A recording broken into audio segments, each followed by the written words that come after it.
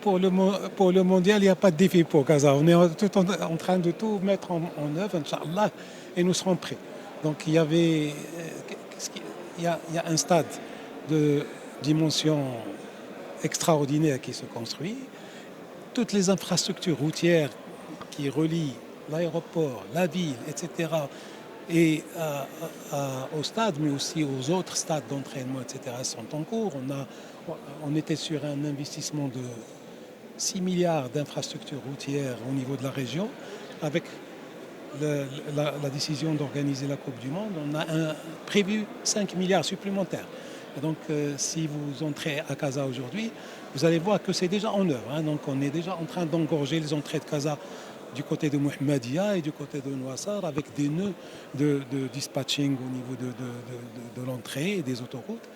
Donc, il y a également un grand programme qu'on est en train de préparer, qu'on va déclarer bientôt, avec l'ONCF pour tout ce qui est mobilité ferroviaire. Donc, on a lancé le tramway, ligne 3, ligne 4, on a lancé les 2 lignes de busway. Donc, on est maintenant entre le tramway et le busway sur 100 km à l'intérieur du Grand Casablanca.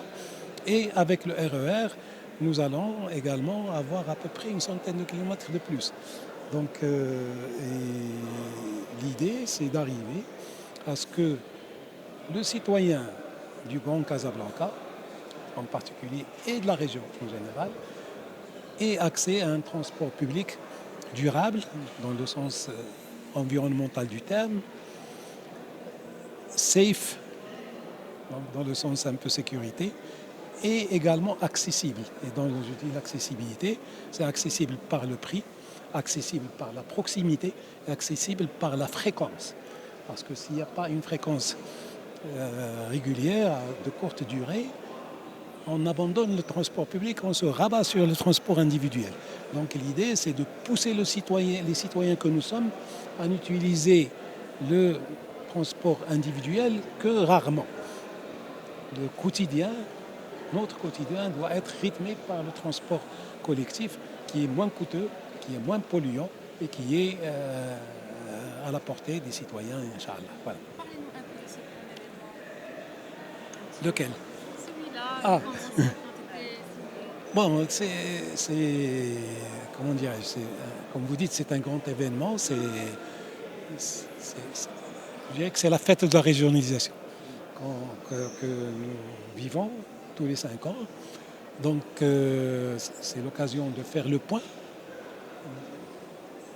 On fait le point, je tiens à vous le dire, on fait le point 2 fois par année dans le cadre d'un comité interministériel. Donc, on se réunit, il y a au moins une douzaine de ministres, tous ceux qui ont signé tout à l'heure, donc plus les 12 présidents de région et les walis concernés qui se réunissent régulièrement donc, pour faire le point.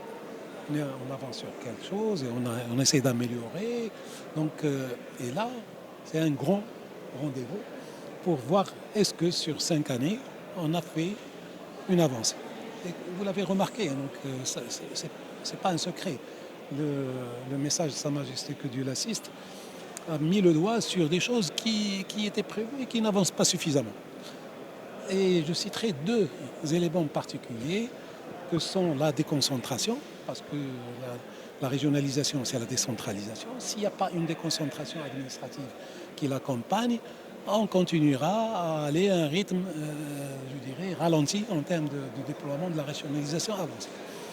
Le deuxième thème qui a été très souligné dans le message royal, c'est la précision et l'approfondissement des compétences des collectivités territoriales. Qui doit faire quoi et jusqu'où il peut aller.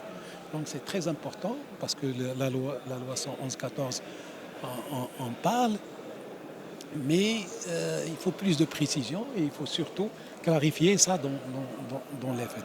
Bien sûr, on ne peut pas faire tous les programmes que nous faisons aujourd'hui avec les moyens financiers qui sont aujourd'hui les nôtres. Donc, la loi cadre a prévu des moyens financiers. Donc, pour un peu assurer un SMIC à un moment donné, donc on a parlé des 10 milliards. Aujourd'hui, ces 10 milliards sont largement en deçà de tout ce qui est attendu et tout ce qu'on est en train de vouloir développer à travers la région. Donc, si on applique les textes, les pourcentages qu'on a sur les impôts, sur les sociétés, sur les revenus, normalement, vu l'évolution de la masse des impôts, on doit être bien au-dessus de ces 10 milliards et qui permettront donc d'aller un peu plus loin dans le programme que nous voulons réaliser. Merci beaucoup. Merci.